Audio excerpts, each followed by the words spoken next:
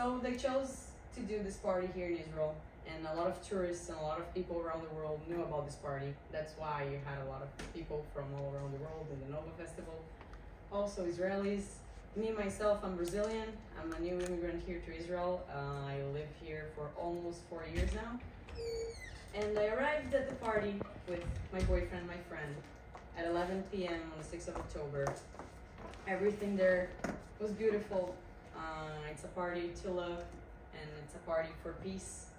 It's people that, if I have to put it in a sentence, what is this kind of community? It's people that choose love. Because that's a place that judgment is not allowed. Doesn't matter who you are, where you're from, how old are you. I remember getting there and seeing families with children and seeing elderly people and young people like myself. And everything was pretty great, and I was enjoying and I was happy until 6 and something in the morning.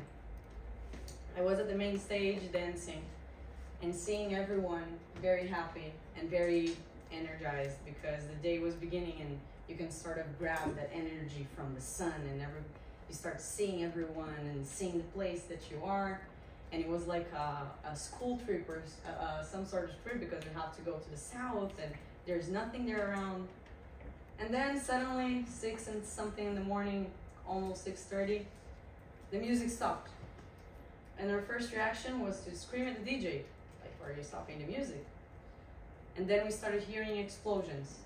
So me and my boyfriend looked at the sky and we saw a lot of rockets coming from Gaza. But I live here for a while now, and he lived here for 7, 8 years. He did the army. So we're used to this kind of situation. We know what to do.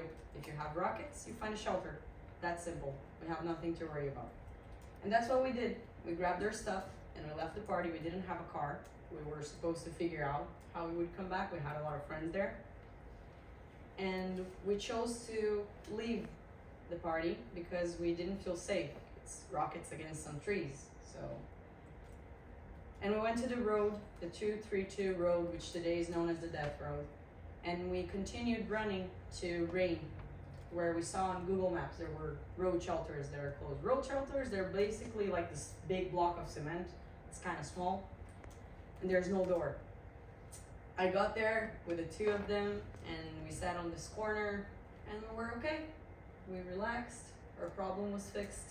We sent our locations to our families and just calmed each other down. A few minutes afterwards, we got in there. We saw a lot of people from the party arriving as well. And we became to be 40 people in a place that is quite smaller than this one, very smaller. And we started to panic a little bit and get a little claustrophobic because a lot of people in a confined space. But we calmed each other down because we knew that in a few minutes we would get out of there. But we didn't, because we started hearing gunshots from the outside. We didn't understand what was going on. I myself didn't understand anything. And then we heard this police officer, this woman, from the outside of the shelter speaking on her radio and saying that she was shot, that there were a lot of Hamas terrorists. She was screaming red alert, Tzeva Adom. And then we heard Hamas terrorists killing her. When they killed her on the outside, the people that were inside, they started to panic a lot more because our only security was now gone. And the terrorists, after they killed her, they threw inside of the shelter the first gas grenade that they had. In less than 1 minute, we couldn't breathe whatsoever. And they started throwing one thing after the other. If that's Molotov cocktails, if that's grenades, shrapnel grenades, gas grenades, if that's heat equipments, which they threw in a lot so that people would get out and we would feel like we were cooking inside of the shelter. And then they started to get inside and to kill everyone that they saw and to go on the bodies and to kill everyone. And me, in the meanwhile, I was telling my boyfriend that I wasn't understanding how I was at my mom's house, and then suddenly I was in a shelter with terrorists in front of me, and I couldn't understand. And he was calm, and he was trying to explain to me that we were under a lot of bodies, but we would leave safely because we're under a lot of bodies, so they wouldn't reach us. Then they started to building a fireplace on the open of the shelter, where they burned a lot of the bodies. So all of that gas, smoke was getting inside, and we couldn't see and we couldn't breathe. Some point in the middle of this mess, a woman fell on me. She was on my chest, And I felt like that was it. Like that was the moment that I couldn't hold it together anymore. And I told my boyfriend and my friend to help me, to take her off me. But this woman, she was so panicked and hysterical with all of the situation that she wouldn't listen. She would just throw herself more to the ground, and she was shaking herself, and she wouldn't let them take her off me. And there was a lot of people around, so they barely could move, and she as well, and me as well. And then Hanani looked at me, and he understood that he couldn't do anything else for me. And he just said, this is my time, I have to try and do something. Maybe it is because he was a combat soldier in the army, or maybe because he couldn't breathe, or maybe because he thought that somehow maybe he had access to do something, but he chose to leave. He pushed people away, and he got to the entrance. He didn't get out because they shot him in the entrance. I didn't see him then. I just saw him afterwards when I got out of there. And I stayed there under bodies for 5.5 hours. Didn't know what was going on. All the process from what is going on to, okay, I'm about to die, fear of death, acceptance, all of the process went through my mind, and at some point I just accepted. At some point between me passing out and waking up a lot of times, I started to process how I was about to die. Maybe I would just pass out and not wake up. Maybe the terrorists, they would check one by one and I would feel myself getting shot. Or maybe like the 2 other people that were next to me, they would kidnap me and rape me outside for them to burn my body. Like they did to another woman, or kidnap a guy that we don't know his whereabouts. And I tried just to think about anything else, and I would pass out, wake up, ask God to take me faster because it hurts not to breathe into the sort of heat you just want to leave there. And I remember screaming for Hanani a few times and asking like, Hanani, where are you? And people were screaming and crying and moaning in pain, and the terrorists would get inside and get outside and then wait a few minutes in silence so that people would think that they left. And that's how I stayed for 5 hours. And then I saw this man getting inside. I didn't know who he was. I thought maybe he's a terrorist, so I stayed quiet. The few people that were inside still making noises, moaning in pain or crying, they were still alive. They also went silent when he got inside. And he was getting inside and outside and screaming something and grabbing someone, and they wouldn't understand because, first of all, I'm Brazilian, so I don't think in Hebrew. Second of all, until today I can't hear well, so then even less. And I was panicked about the situation. Then I started paying attention to what he was saying, and he was screaming in Hebrew, "Who is alive still? Who is alive?" And I got up, somehow. I pushed the people that were on me, and I got up, and I just told him, just take me out of here. And he rushed me to come, but then I froze, because just then I realized that between me and him there was a sea of people. Then I realized I was surrounded by dead bodies. But I still try not to step on people, and I started looking for my boyfriend. Maybe he was there. And I started seeing people's phones ringing, saying mom, dad, brother, sister. And I would think to myself, oh my goodness, these people are calling their children, and I can even describe how they look because they're exploded or filled in blood. And I got outside, and Daniel, this man that got inside, he was actually one of the guys that was inside of the shelter. And 1 or 2 minutes before the terrorists arrived, he went outside to pee, and he stayed there all this time between bodies on the sand. And he went outside to look for his girlfriend, who also died, and for his 2 best friends, which only one of them survived. And he took me outside, and I saw this big fireplace with a lot of burned bodies, and he took me to the back of the shelter, which together with 5 to 6 police officers. And I looked and I saw Rafa. He was laying on the ground. He was looking at himself and touching himself and thanking God he was alive. And in the meanwhile, the only thing I could get out of my mouth was, Hanani's dead. He's died. He died. Like trying to convince myself and scream that repeatedly, he died, Rafa, right? And he would just agree with me. What could he say? And I sat next to him, and they gave us water, which is like something so simple, like drinking a sip of water. But after that long, after all of the time inside of a shelter that was literally making me feel like I was burning, a sip of water was the most precious thing that I could have. And I waited there for a while until the police officers told us to get inside of those police cars which have big trunks. And I argued with the police officers that I wouldn't leave without my boyfriend. Of course, they just told me to come and just grab me and put me inside of the car because they were taking care of the people that was still alive. And I got inside, and I remember the first thing that we said to those officers was, please don't close the trunk, because we just left a confined space. We don't want to get in another one. But they did, because we would fall off. And then 5 to 10 minutes after we started traveling with this car, riding this car, we had to stop again and get out of the car, because they told us there were other terrorists on the street and they were scared that they would throw a grenade and the car would explode. So we had to lay down on this other car further away in the sand. And we stayed there for about an hour. And they took us again to the cars, and then they took us to Ofakim, which is a city in the south. And only from there, from that military base, the ambulances had access to us.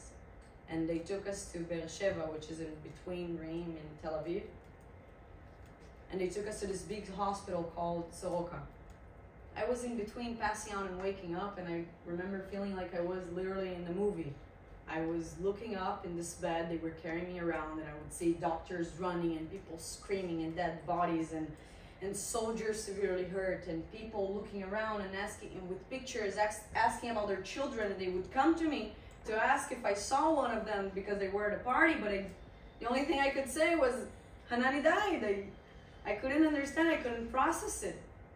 And I stayed there in the hospital for a few hours. I passed out, woke up, Rafa wasn't next to me. I would ask the doctors, they wouldn't know what I was talking about. And I just waited. I knew that my mother and my stepdad, they would arrive eventually because they had my location. And I just stayed there. A few hours later, I saw this doctor speaking with my mom in English because her Hebrew is not that good. And he was saying to her, you're looking for your daughter for a long time, and I found her for you, so this is her. And she opened the curtain and she started arguing with him, because she said to him, how can you tell a mom that you found her daughter when you didn't? Because the only thing that they had on me and on the hospital was that I got inside. If I was dead, alive, or in surgery, they didn't know. So that was the state that my mom was looking for me. And then she started to go away. She argued with him. She didn't recognize me, and she went away. Because I was so covered in blood and dirt that even my mom couldn't see it was me. So then I screamed to her and I said, mãe, mom, in Portuguese. And then she looked at me like, mãe? I don't understand. She went back and she got really close to me. And when I opened my eyes a little bit, she saw the color of my eyes, and then she realized that was me. Hugged, cried. I asked her, Mom, what do I say to Hanani's friends? I don't know what to tell them. What do I do? What do I say? And I started to try to convince myself that I couldn't have seen him there, and that maybe he was kidnapped because he can't be dead. Just doesn't exist anymore. But 2 days afterwards, the police called us to confirm that they found his DNA. From then, I spent whole month just feeling like I was this zombie. Couldn't move, I couldn't get out. I would just sleep and wake up and cry, and I didn't know how to help myself. And of course, I did get treatment from the beginning, but still I didn't know what is the meaning of all of this?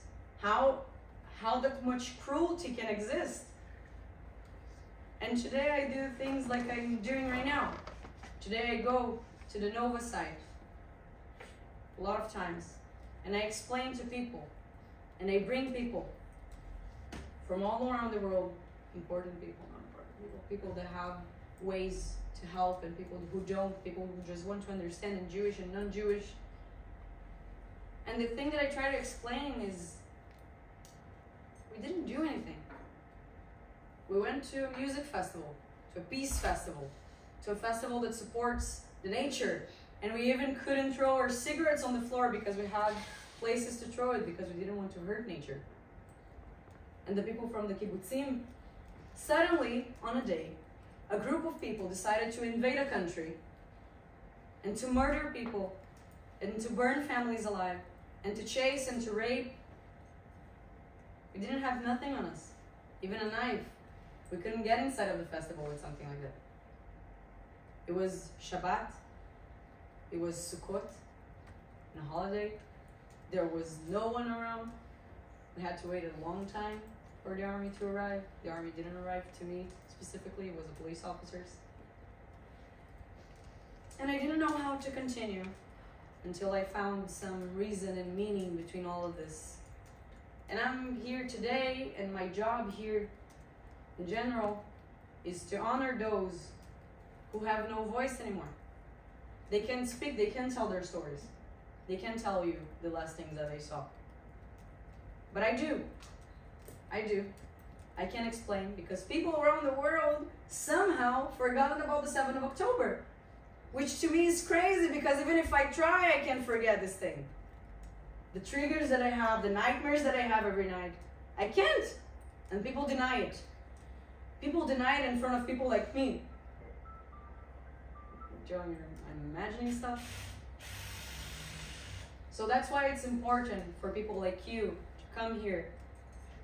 I really do appreciate people like you that come here just to listen to our story and just to understand more. Because if I was about to go inside of a house and I would murder a whole family, people would know who is right and who is wrong. Even if the dad of the family would kill me afterwards, we would know that I was wrong to get in his house and to kill his family. But somehow, when it's about a country, Hamas is a resistance group. That is a phrase that really pisses me off, actually. But we continue here, and we share our stories, and we stay positive and united because we have no place else. And even though I'm Brazilian and I moved here recently, I've chosen not to travel there because I don't feel safe anywhere else. I don't. Even if with the 7th of October, I don't feel safe anywhere else. With the amount of anti-Semitism and lies and violence and hate, I don't understand. Me as my family died in the Holocaust. Last year I went to Poland to visit concentration camps to try to understand this mind so long ago, another time. But here we are today. Literally never again is now. So that's a little bit about my story. And I always like to leave this heavy story on a positive note because it's heavy for me, for you. And I want to say there's hope and there's continuance and there is ways to go through things like that and to still wake up. It's a choice. But it's also that I don't have the privilege to sit and cry at home every day because they would want to be here and they knew how to live and they loved life on the best way that there is. So I have no privilege on just sitting at home and doing nothing about it. What, Hanani died for no reason? He gave me his life for nothing? No. So we continue as a country, as a people, and we help each other and we support each other because everybody knows my story is just one more. It's one more. There's so many. Everybody here in Israel knows someone that has a cousin or an uncle or that died on the 7th of October or a soldier. And we do everything we can. We just want our hostages home. There are more than 7 months in there. What are we supposed to do? I imagine some of you at least are mothers. What would you do if your son was in there? What would you do? What would you expect from your country to do? To get them home. That's the only thing that we want. We don't want war. We don't like war. If Israel puts his guns down today, there would be no Israel. If they put their guns down, there would be no war. That's the difference here.